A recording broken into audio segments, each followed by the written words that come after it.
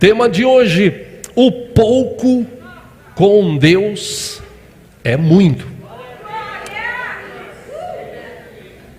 Isso é um ditado popular antigo que nos leva a pensar, nos dias de hoje inclusive, onde as pessoas estão atrás do ter e poucos se preocupam em ser. Hoje o ter domina o lado ocidental do mundo. Agora, inclusive, o Oriente está sendo alcançado por essa vontade de ter. E ter não é ruim. Todo mundo gosta de ter coisas boas. Ter uma boa casa, ter um bom carro, ter um bom salário, ter uma boa família, ter condições financeiras para não passar apertos. Todo mundo gostaria de ter estas situações. Mas este assunto que nós vamos tratar hoje é meio delicado, porque é meio contra o que se prega por aí hoje de prosperidade. Não tenho nada contra a prosperidade. Eu louvo a Deus porque esta igreja aqui, este ministério é um ministério próspero, abençoador, cheio aqui de pessoas prósperas, tá? E quando a gente fala de prosperidade, não é só dinheiro, é saúde, comunhão, alegria. Essa é uma igreja próspera nesses aspectos. Que eu quero talvez nessa manhã gastar esse tempo para tirar algumas frustrações que existem no coração das pessoas. E também até levar-nos a pensar sobre isso. Será que é necessário mesmo viver essa vida louca que se vive no mundo hoje? A pergunta é: para quê? Eu já falei aqui algumas vezes.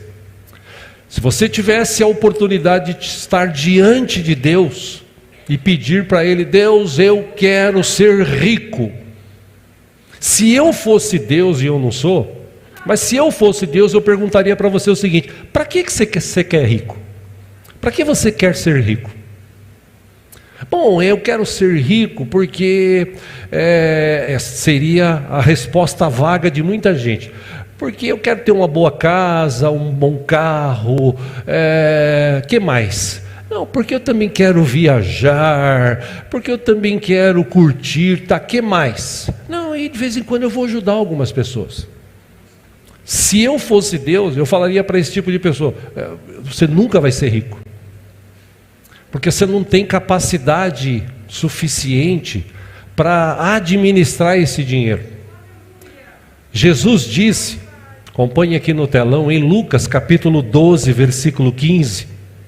Jesus, ensinando algumas pessoas de sua época, ele disse assim: cuidado, fiquem de sobreaviso contra todo tipo de ganância. Aí ele diz assim: a vida de um homem não consiste nas quantidades ou na quantidade dos seus bens. O que ele quis dizer aqui? A vida de um homem não consiste naquilo que ele tem, e sim naquilo que ele é. Porque a gente está contradizendo uma sociedade hoje que é muito materialista, que valoriza muito os bens materiais, que hoje os youtubers que tem por aí, os jovens, adolescentes que se tornaram youtubers, eles gostam de ostentar os seus carrões, as suas correntes de ouro, as suas conquistas amorosas. E hoje, infelizmente, na cabeça das pessoas, prosperidade é isso. Tem até um camarada aí que ensina você a ganhar dinheiro sem sair de casa. Se tiver um computador com internet, você vai ganhar dinheiro. Você vai ganhar em torno de R$1.000 por semana para começar. Basta você fazer isso. Basta. Hoje tem vários leques de opção para as pessoas ganharem dinheiro sem fazer nada. E infelizmente muita gente está indo atrás disso. E por que um pouco com Deus é muito? O pouco com Deus é muito. Porque quem tem esse entendimento de quem é Deus, do que Deus representa para ele, ele deposita a sua fé e confiança em Deus. Jesus, ele ensinou o seguinte: não ponha a sua confiança no dinheiro. Por quê? Porque se você colocar a confiança no dinheiro, vai chegar uma hora que você vai ter que escolher Deus ou dinheiro.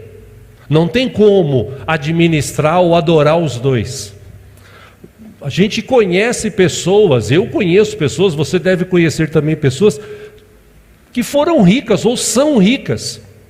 Mas é incrível que mesmo em meio à riqueza financeira, no meio desses ricos tem gente que se suicida, tem gente que cheira droga, tem gente que bebe até cair, tem gente que se prostitui, e era para ser uma pessoa feliz, porque ele tem muito dinheiro. Tem alguns textos da Bíblia que nos remetem a entender justamente o contrário disso. Por exemplo, em Provérbios 15:16, Salomão, que foi o homem mais rico desta terra, ele escreveu: é melhor ter pouco com o temor do Senhor do que grande riqueza com inquietação. Essas pessoas que são ricas, elas não têm amigos verdadeiros. Eles têm amigos de bar, de bebida, que comem o churrasco que você dá, que bebem a bebida que você oferece, mas quando isso acaba, a tendência dessas pessoas é se afastar de você. Hoje em dia tem muitas pessoas correndo atrás do vento. Eu quero, irmãos. Tivemos um exemplo dia desses, não que ele fosse assim, mas o Silvio Santos, um dos homens mais ricos do Brasil. A fortuna que ele deixou, que para onde ele foi não dá para levar. A fortuna que ele deixou foi grandiosa, segundo os especialistas, 3,6 bilhões de reais, fora os ativos de emissoras de rádio e televisão. E ele morreu e ficou tudo aí. Ou seja, as pessoas correm atrás do vento, e Salomão, mais do que ninguém, entendeu isso. Quando chegou no fim da vida dele, depois de ter curtido a sua vida adoidado, a ponto até de se afastar de Deus. Salomão foi tão inteligente, tão sábio, tão rico, que mesmo com tanta sabedoria, no final de sua vida, ele adorou outros deuses, os deuses das mulheres que ele arrebanhou para si. Se você lê o livro de Eclesiastes, em Eclesiastes, que são, entenda, talvez as lamentações, os lamúrios de Salomão, Eclesiastes 1,14, ele disse assim: tenho visto tudo o que é feito debaixo do sol, tudo é inútil, é correr atrás do vento.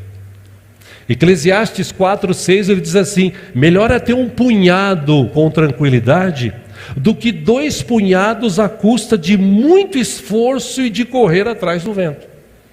E Eclesiastes 4, versículo 4, ele diz: descobri que todo trabalho e toda realização surgem da competição que existe entre as pessoas, mas isso também é absurdo, é a correr atrás do vento.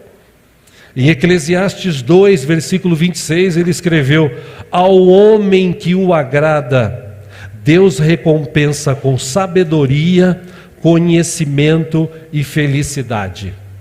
Ao homem que agrada a Deus, Deus o recompensa com sabedoria, conhecimento e felicidade. Ele não está falando com dinheiro. E ele ainda diz: quanto ao pecador, Deus o encarrega de ajuntar e armazenar riquezas para entregá-las a quem o agrada. E ele termina dizendo: isso também é inútil, é correr atrás do vento. E aí me veio pensando sobre esse assunto: qual é a maior riqueza que um ser humano hoje pode ter nesta terra? Qual é a maior riqueza? A presença de Deus. Está vendo como é difícil se eu falar isso aqui? Ter 100 mil reais no banco. O pessoal fala: aleluia, glória a Deus, eu tomo posse. Tem gente que até fala assim, dia desse eu brinquei com um amigo pastor, falei, rapaz, você é o homem da grana e tal. O pastor Josué mesmo aqui, quinta-feira, ele falou que ele chegou atrasado, porque ele estava cuidando das coisas no banco e tal. Eu falei, tem muito dinheiro, tem que guardar mesmo. Falou, toma posse. Geralmente as pessoas são assim, quando fala de dinheiro, opa, aleluia, toma posse. A maior riqueza que um ser humano pode ter é a presença de Deus. Nós somos ricos. Meu irmão, quem tem Deus tem tudo. Mesmo que ele tenha pouco, ele tem tudo, porque ele tem Deus com ele todo o tempo. Ou a gente entende isso, ou a gente vai ficar como muitos aí correndo atrás do vento. E é interessante que Moisés sabia muito bem disso. Moisés tirou o povo do Egito, Deus o capacitou, Deus fez milagres, maravilhas, e eles saíram de lá, do Egito, e correram pelo deserto, andaram pelo deserto. Vocês sabem de tudo que aconteceu. Deus, me permite essa expressão, já estava por aqui com aquele povo. Deus estava a ponto de destruí-los e tal. Ainda assim Deus falou, ô Moisés, faz o seguinte, vai lá você, entra na terra prometida, faz o que tiver que fazer lá, tá bom? Olha, Deus eu vou mandar alguém contigo, vou mandar um anjo com você. E Êxodo 33:15, Moisés declarou assim, se o Senhor não for conosco, não nos envie. Se o Senhor não for, não nos envie. Não importa o lugar, importa é a tua presença. Como se saberá que eu e o teu povo podemos contar com o teu favor, se não nos acompanhares? Que mais poderá distinguir a mim e ao teu povo de todos os demais povos da face da terra? 17, o Senhor disse a Moisés, farei o que me pede, porque tenho me agradado de você e o conheço pelo nome. Meu irmão, quando você conhece Deus, e Jesus falou isso, em Mateus 28:20, Jesus disse, eu estarei com vocês todos os domingos até todos os dias.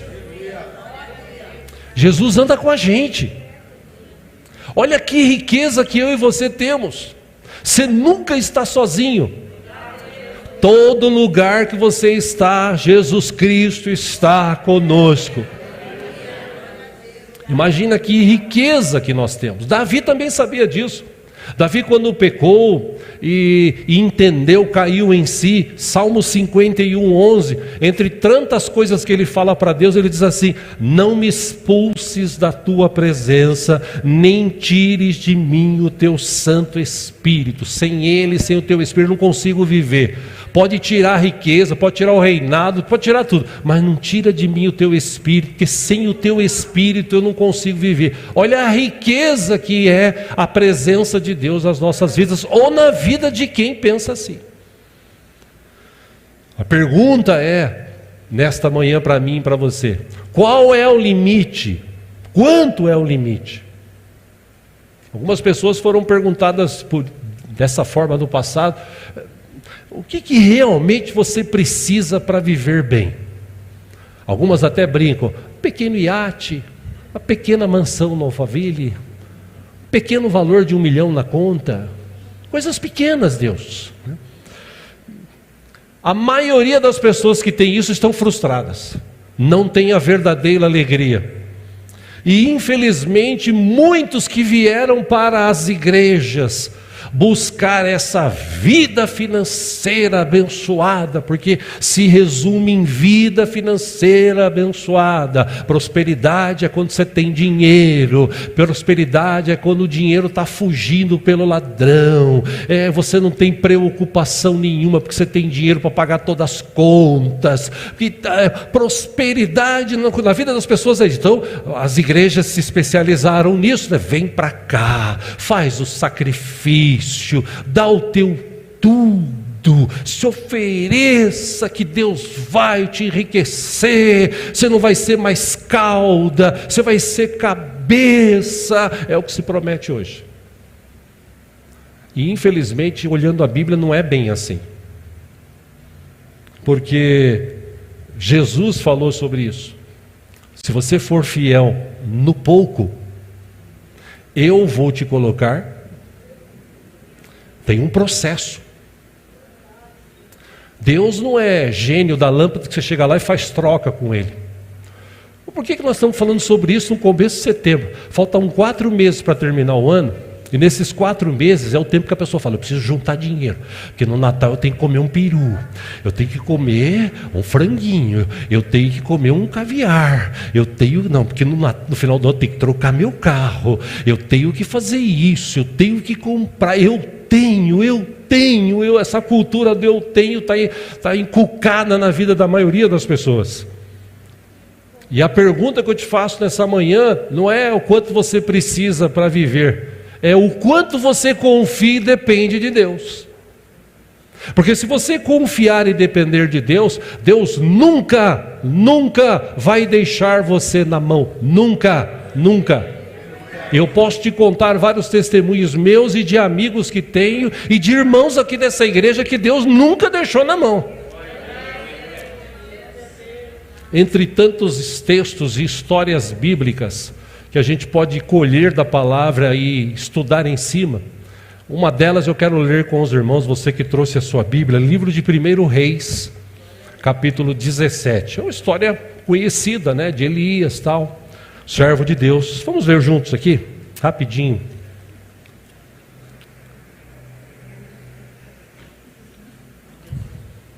Nós temos a ceia do Senhor hoje.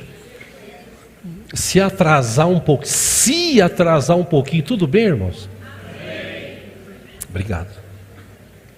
Não vai sair daqui falando aquele pastor é linguarudo, igual uns falam aí, tá?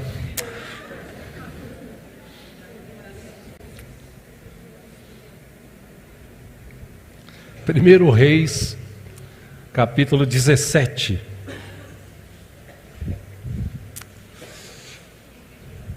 Glória a Deus. Versículo 1, vou lendo aqui para ganhar tempo.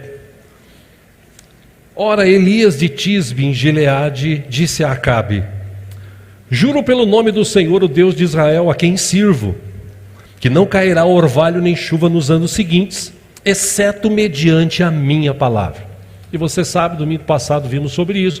3 anos depois, quase 3 anos e meio depois, 3 anos e pouquinho, Elias voltou, orou, aconteceu aquele negócio, choveu fogo do céu e tal, consumiu o holocausto, os profetas de Baal foram mortos, ele subiu ao monte, continuou orando, e na 7ª vez o seu moço viu, olha, tem uma nuvenzinha do tamanho da mão do homem e tal, e ele falou: desce, fala para Acabe aparelhar os seus carros e ir embora, porque vai vir uma grande chuva, Deus vai voltar a abençoar este lugar aqui. E antes disso tudo acontecer, versículo 2, depois disso a palavra do Senhor veio a Elias: 3, saia daqui, vá para o leste e esconda-se perto do riacho de Querite, a leste do Jordão. Versículo 4, você beberá do riacho, e dei ordens aos corvos para o alimentarem lá. 5, e ele fez o que o Senhor lhe tinha dito, foi para o riacho de Querite, a leste do Jordão, e ficou lá. 6, olha que coisa, irmãos, extraordinária. Os corvos lhe traziam, ou corvos para quem queira, lhe traziam pão e carne de manhã e de tarde, e ele bebia a água do riacho. Irmão, corvo come carne. Eu fico imaginando o corvo levando a carne no bico e pensando, ele não pensa, mas ele pensando, né? Bom, se Deus está mandando levar essa carne para Elias, é porque ele tem uma carne melhor para mim, porque senão ele comia. Olha que coisa, um animal que come carne, leva carne de manhã e de tarde com pão. Aonde ele pegava esse pão também, não sei, eu sei que ele levava. Porque quando Deus fala, Deus faz, Deus cumpre. Versículo 7, algum tempo depois, o riacho secou-se por falta de chuva. 8, então a palavra do Senhor veio a Elias. Versículo 9, vá imediatamente para a cidade de Sarepta de Sidom e fique por lá. Ordenei a uma viúva daquele lugar que lhe forneça comida. Versículo 10, e ele foi. Quando chegou à porta da cidade, encontrou uma viúva que estava colhendo gravetos. Aí ele a chamou e perguntou: pode me trazer um pouco d'água numa jarra para eu beber? 11, enquanto ela ia buscar a água, ele gritou: por favor, traga também um pedaço de pão. Versículo 12, mas ela respondeu: juro pelo nome do Senhor, o teu Deus, que não tenho nenhum pedaço de pão, só um punhado de farinha num jarro e um pouco de azeite numa botija. Estou colhendo uns 2 gravetos para levar para casa e preparar uma refeição para mim e para meu filho, para que a comamos e depois morramos. Versículo 13, Elias, porém, lhe disse: não tenha medo, vá para casa e faça o que disse.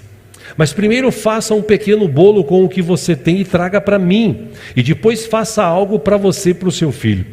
14, pois assim diz o Senhor, o Deus de Israel: a farinha na vasilha não se acabará, e o azeite na botija não se secará, até o dia em que o Senhor fizer chover sobre a terra. Versículo 15, ela foi e fez conforme Elias lhe dissera, e aconteceu que a comida durou muito tempo para ela, para Elias, para a mulher e sua família. 16 e último, pois a farinha na vasilha não se acabou, e o azeite na botija não se secou, conforme a palavra do Senhor proferida por Elias. Não sei se você sabia, mas o medo limita a fé. O medo é um sentimento que limita a nossa fé em Deus. Por mais que a gente diga assim: meu Deus, eu confio, eu dependo, ainda assim o medo bate e limita a tua fé. O medo, ele faz com que você, obrigado, ele faz com que você pare, fique ali estagnado, não cresça, não vá para frente. Aquilo que nós estudamos aqui 2 semanas atrás, não se conforme.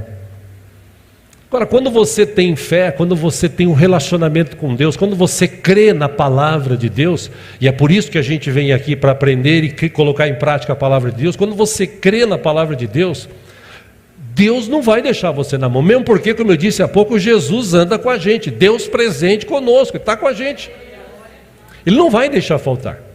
A questão não é Deus, a questão somos nós. Você lembra daquele menino que tinha 5 pães e 2 peixes? Daqueles 5 pães e 2 peixes, Jesus alimentou quase 20 mil pessoas e ainda sobrou. Porque quando Deus faz infinitamente mais além daquilo que pedimos ou pensamos. Quer dizer, o que você tem apresentado diante de Deus? Que é o que a gente fala aqui. Eu não vim aqui para falar hoje sobre vida financeira, mas pegando um gancho no que eu disse no começo, o que você apresenta a Deus? Que tipo de oferta você dá para Deus? Não, pastor, eu não dou porque é muito pouco. Não, pastor, eu não dou porque eu não tenho condição. Eu conheço pessoas, tá? Posso falar porque conheço algumas dessas pessoas, que para gastar dinheiro lá fora, ele não pensa 2 vezes para comprar coisas. Agora, para ofertar, para entregar um dízimo, para abençoar alguém, essas pessoas têm dificuldades. E é por isso que muita gente não vai para frente. Eu quero te lançar aqui na tua mente algumas perguntas para a gente meditar e pensar sobre isso.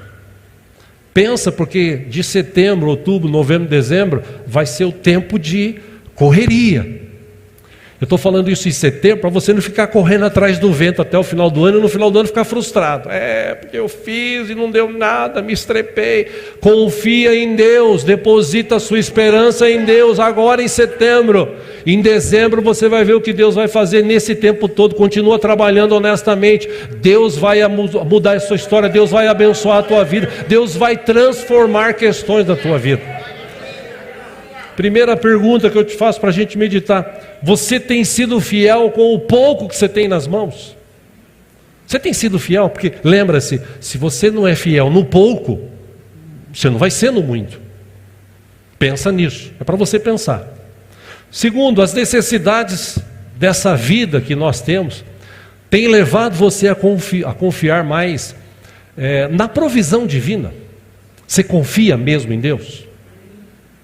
E eu já falei aqui, eu já contei histórias e mais histórias que aconteceu comigo, que aconteceu com meu pai, quando era vivo, minha mãe, quando a gente morava no interior. Eu já falei aqui, meu pai foi pastorear uma igreja no interior, em Birigui, e nós chegamos lá, não tinha nada para comer, nada, absolutamente nada, a não ser pão duro que nós levamos de São Vicente, e morávamos lá, mudamos, foi 14 horas de viagem de caminhão, descarregamos, chegou a noite, não tinha nada para comer. Tinha um pé de banana verde lá no fundo, banana verde e pão duro, com água. Eu já falei aqui, e meu pai pegou as bananas, cortamos, e eu e meus 3 irmãos olhávamos para aquilo e que será que vai sair disso, né? Meu pai falou: hoje nós temos isso para comer, mas amanhã Deus proverá. E aquela noite nós comemos banana dura, irmãos, verde, com água, uma delícia, vocês nem imaginam. E pão duro, você botava o pão, mordia e botava água para ele amolecer, né? E fomos dormir. Na outra manhã, minha mãe levantou mais cedo, saiu na garagem lá da casa, na área, tinha uma compra de mercado assim, uns 3, 4 engradados, mas cheio, durou uns 3 meses ao menos aquilo ali. A gente não sabe até hoje se veio do céu ou se algum irmão viu, comprou e levou, mas estava lá e supriu a necessidade da gente. Ou seja, até que ponto você confia na provisão do Senhor? Terceiro, a multidão seguia Jesus. Eu estou lendo aqui porque senão eu esqueço das perguntas. A multidão seguia Jesus por aquilo que ele fazia, pelos milagres que ele realizava, ou porque ele era Deus e estava ali para salvá-las? A pergunta é: você segue Jesus por aquilo que ele pode fazer na tua vida financeira, ou porque realmente você ama ele, não importa, como a gente canta aqui, se Deus fizer, ele é Deus, se ele não fizer, se a porta abrir, ele é Deus, se fechar, ele é Deus. Por que você serve a Deus? Já parou para pensar nisso? Quinta pergunta: você tem um coração abençoador? Você abençoa outras pessoas? Você sabia que a Bíblia fala que aquele que é generoso prospera? Pessoa que sabe pegar um pouco do que tem e abençoar pessoas, vidas, está cheio de associações aqui em São Paulo, no Brasil, sérias, que fazem trabalhos maravilhosos. Eu conheci a AACD através do trabalho que foi feito na Sarinha, que foi feito no passado e hoje ainda temos atendimentos. Eu conheci 20 anos atrás, gostei, vi o trabalho, fui lá, Hospital do Câncer, meu sobrinho passou por esse problema anos atrás, fui lá várias vezes com a minha irmã, conheci, vi o trabalho, me senti no desejo, não estou falando que sou eu não, senti o desejo assim, não, eu vou ajudar financeiramente, não com muito, mas também não vou dar pouco, eu vou ajudar, eu vou tirar do meu para ajudar gente que faz um trabalho maravilhoso. E quanto mais eu tenho dado, mais Deus tem abençoado a minha vida. Eu não estou falando isso para me engrandecer, não. Eu estou falando isso porque você foi chamado para ser generoso. E quanto mais generoso você for, mais Deus vai te prosperar. Você viu como é que diminui os améns? Por último, você se considera materialista? Você só se preocupa com a matéria, com as coisas, para você pensar. Enfim, eu repito aqui, não é quanto você precisa, é quanto você confia em Deus. Voltando para o texto que nós lemos há pouco, Elias, ele chega na cidade, e eu imagino também, aqui é o Diego imaginando, tá? Elias chega na cidade sossegado, porque Deus fala para ele assim: vai para aquela cidade, que eu já preparei uma viúva para te sustentar. Irmão, qualquer ser humano normal, ele fala assim: graças a Deus, né? Poxa, vou chegar naquela cidade, Deus já preparou uma viúva, Essa viúva, o marido morreu, deve estar recebendo uma boa aposentadoria, né? Então ela vai me sustentar. Aí ele chega na cidade, vê uma viúva e fala: ô mulher, tudo bem? Você pode me trazer água? E ela saindo e fala: ó, pera um pouquinho, não esquece, traz um pedaço de pão também. A mulher olha para ele e ela fala assim, acompanha aqui no telão versículo 10, versículo 11: você pode buscar água? Ele gritou. Por favor, traga também um pedaço de pão. E a mulher, meus irmãos, ela responde para ele assim: meu, eu estou juntando uns gravetos para fazer uma fogueirinha, e eu tenho um punhadinho de farinha, coisa pouca lá, de azeite de farinha, para fazer um bolo, para eu e meu filho comer e morrer, porque não tem mais. A seca aqui acabou com tudo. E interessante que essa mulher, ela fala isso, e Elias fala para ela assim: não tenha medo. Isso, imagina que essa palavra trouxe um choque naquela mulher, e ao mesmo tempo trouxe uma fé. Ele falou assim: não tenha medo.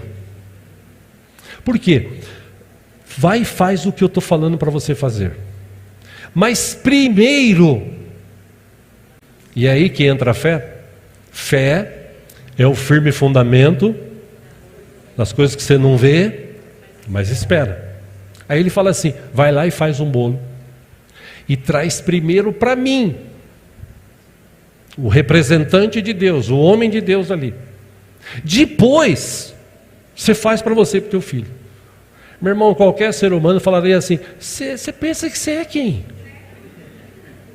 Eu estou acabando de falar que eu só tenho um punhadinho de farinha e de azeite, vou fazer um bolo para eu e meu filho comer e morrer, e você ainda quer que eu faça um bolo e ainda sirva você primeiro.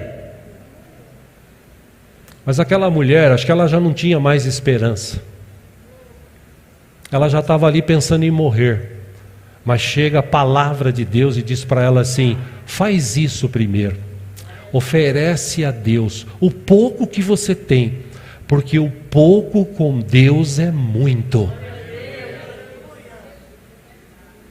E ela ofereceu pela fé. Imagina, irmãos, pela fé aquela mulher pega um pouquinho de farinha que tinha, azeite, faz um bolinho e leva para ele. Ele fala assim: olha, por conta dessa tua fé e tal, a palavra de Deus é essa: enquanto durar essa seca, não vai faltar farinha na botija, e nem azeite na botija. Por quê? Porque Deus está aqui e vai sustentar a minha vida, a tua vida e a tua família. Porque quando Deus faz, Ele faz infinitamente mais, além daquilo que pedimos ou pensamos. Ou seja, o pouco que ela tinha, bem pouquinho, ela confiou na palavra de Deus. Ela ofereceu a Deus, sim, ao servo de Deus. Imagina essa mulher levando o bolo para ele, e quando ela volta, ela pega ali aquela, como diz o texto, ela pega aquela lata ali, botija, né? E vai ver e abre, está cheio de farinha. Ué, aí pega lá o azeite, abre, está cheio. Ué, Deus falou. Quando Deus fala, Ele cumpre com a sua palavra. Entenda, Deus só precisava de alguém que acreditasse em sua palavra, e aquela mulher acreditou. Lembra de Abraão, quando Abraão teve o seu filho, Isaque e tal, o menino cresceu, ele o amava, porque é filho da sua velhice, sua mulher não podia ter filhos, nasceu, Deus fez um milagre maravilhoso, aí Deus fala para ele assim: ô Abraão, eu quero teu filho, você tem que ir lá no monte oferecer ele em sacrifício. Em nenhum momento você lê no texto Abraão falando assim: Deus, deixa eu curtir o menino mais um pouco. O Senhor quer que eu mate ele? Tudo bem, mas deixa eu curtir um pouco mais, Senhor. Pô, por que eu? Por que o Senhor não pega esses ímpios do mundo aí? Que esses caras não ligam para nada, os caras têm um monte de filho. Pega um deles, Senhor. Não. Você vê alguém que tem um relacionamento com Deus tão profundo, que o que Deus fala, ele vai e cumpre. E vai até o fim, chega lá, o filho dele fala: pai, o fogo está aqui, a lenha e o cordeiro para o sacrifício. Filho, Deus proverá. Eu acredito, Diego agora, estou aqui conjecturando, eu acredito que Abraão pensava assim: mesmo que eu mate meu filho, corte ele, Deus ainda vai fechar e trazer vida a ele, porque é o meu Deus que eu estou falando. Mas não precisou fazer isso, que quando ele levantou a faca, Deus falou: calma, realmente eu sei que você me ama. E ele foi considerado amigo de Deus. Por quê? Porque ele confiava plenamente em Deus. Ou seja, meus irmãos, a palavra de Elias, eu quero encerrar aqui para a gente participar da ceia.